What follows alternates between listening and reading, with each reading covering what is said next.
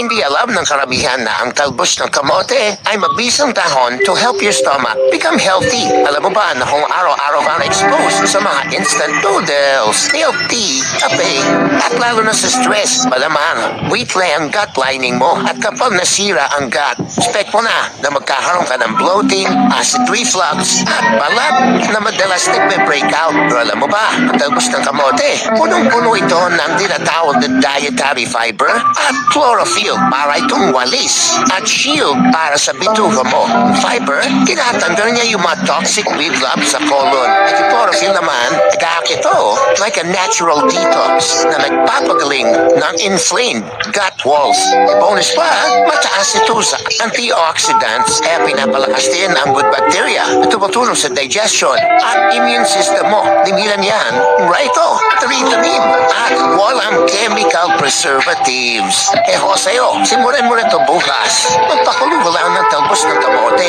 Pagay mo itong sabaw o isama mo sa salad. Hindi mo kailangan pumasos ng mahal para ayusin ang tiyan mo. Minsan, sa bakuran mo lang sagot is para malaman mo kung ano mga dahon na pwede mong gamitin para makatipid.